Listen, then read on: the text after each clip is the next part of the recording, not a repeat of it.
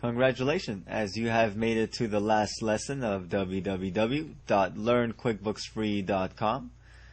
I hope you've enjoyed the tutorial video so far. In this last section, I'm going to show you how to access reports such as company financials, sales reports, AR or AP, which is accounts receivable, accounts payable reports, pretty much any report that would go along with QuickBooks and accounting. And this is going to be our last section, and I hope you've enjoyed once again. So stay tuned. Okay, so in this next segment, we're going to be talking about reports and the different kind of reports you can pull up. So we're going to go up here under reports, and there's so many different types of reports. Some of them you may not even ever end up using. But definitely two reports that you're going to have to use at least once a year. Traditionally, you would like to look at it once a month or however often you'd like to. It's going to be under company and financial. And the first one is called your profit and loss standard. Profit and loss standard and balance sheet are basically the two types of reports that you'll use for taxes if you're a corporation. If you're a sole proprietor, you most likely won't need balance sheet. You could just do profit and loss. So let's go ahead and take a look at profit and loss. You have different ways of pulling it up: standard, detailed, year to date, and so on.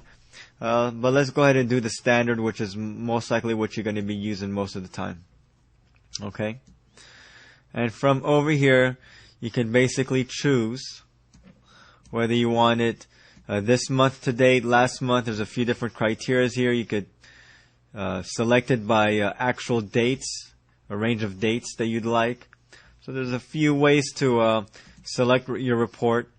Let's go ahead and pull up this fiscal year. Okay. Now, as you can see from this report, it'll say January through December 2011. Even though we're not at December, it still will count for the whole year. And over here is going to basically start off with the income on the top portion. So it'll show you where money came in. You can double click on that, and basically you can go as detailed as you want into it, and you can double click on that. And as you can see, the actual sales receipt pulled up. So by looking at your financial statements, you can find out whether you're making money, whether you're losing money. You can find out where you're spending the most money. So there's a lot of different reasons why you want to pull up a profit and loss, but the bottom line is that you want to know if your company made money or not. That's the main thing.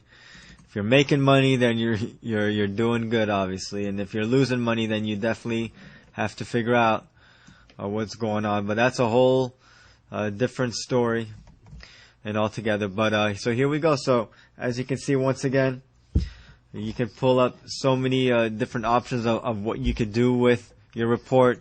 You could just do last month. As you can see, the last month will look the same because we just started the business in May. So if I went ahead and did April, you will see that nothing shows up. So that's basically what you would do with the profit and loss. Once again, you can modify the report so many different ways. This is where you just want to go in and play around with it a little bit. One thing I can show you over here says report basis, accrual, or cash. Most people will be dealing with cash, so you want to make sure that you are on a cash basis, not on an accrual basis, unless you're doing it on purpose to be on accrual. But this is not accounting class, so that's going to be a whole different lesson for a whole different program. You can add customized headers and footers, fonts. So many different variances of what you can do. This is where you can just go ahead and play with it a little bit, and you can deactivate all non-zeros. So anything that's a zero would not show up on the report. So there's a lot of different things that you can basically do with this report. And anytime you change a criteria over here, you would hit refresh. You can sort it by total, sort it by default. So Go ahead and play around with it a little bit. Each report is pretty much the same to where you can play a lot with these different options. You can print it. You can memorize this report. You can send an email. You can export this. So there's a lot of features. But the main thing is you want to pull up reports to take a look at numbers, see where you're spending your money, and so on. So that's profit and loss. And let's go ahead and exit out of over here. And let's move on to the next report. Our next report will be the balance sheet. This basically tells you your assets and your liabilities. And it's pretty much giving you the net worth of your company. So over here under balance sheet, usually balance sheet, it's not a range date, but it's as of a date. So as of 6/2, this is how your balance sheet looks like. And we're going to go over this just a little bit. Basically up top is going to show your assets. So your checking account is assets because that's money that you have. So it's going to show you the balances. Once again, you can double click and you can take a look at the detailed transactions of how it got to that number. You could once again, play with the date range and so on. So there's a lot of different ways of accessing information. Okay. So your total checking savings, accounts receivable, that's money owed to you, that's an asset. Computers, that was an asset. If you remember, we did not expense it, we put it under asset because we actually bought a computer. You have that's part of equity, you own that. So it's worth money, so it becomes an asset. Okay, now we're going to look at liabilities and equity. This is money that you owe. So over here under liabilities, pretty much under accounts payable is what you owe right here. And that's total liabilities.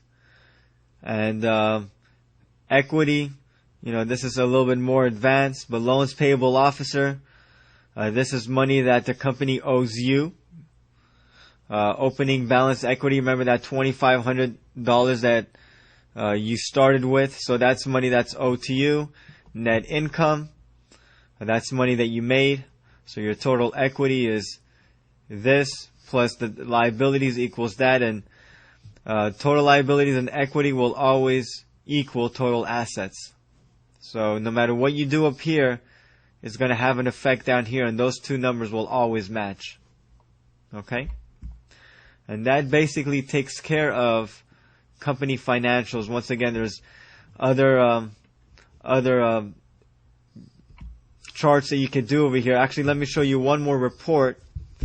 It's called an income and expense graph. So you can also do reports to where you can get different graphs and so on to help you out a little bit more of a visual.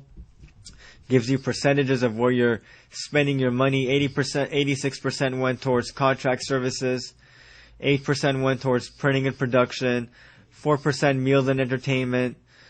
And bank service charges 98. Obviously, this is not full right now, but once you actually do this, you'll see more categories over here. You see where money is going to, whether it's rent or taxes and so on. So these graphs are another great tool to kind of give you a visual of where your company is at as far as financials are concerned. And then you have project costing. Remember how we set up those customer job A, customer job B? That would be under job profitability detail. And there you go, job A1. And as you can see, it pulled up all the expenses and revenues that had to do with that job. So this is why you would want to do set up jobs, because you can pull up detailed reports on expenses, revenue, and where you stand with that specific job. So that is under project costing, job profitability detail. Once again, there's a lot of different reports over here. We're not going to go every single one, but that is the idea on this one. Customer receivables, this is money that's owed to you. So over here, you have a few different ways of pulling it up. AR aging summary. Okay, and that pretty much gives you an idea. Okay, and then if the columns are not straight, then you can always adjust it a little bit and put them together and make them a little bit more straight. Here we go. Alright. I don't know why it's acting a little funky today, but here we go. So, as you can see, you would pull up this report just to make sure that all the accounts are current. Once an account is past due, then it's going to start showing up on 1 to 30, 31 to 60, 61 to 90, and so on. Okay?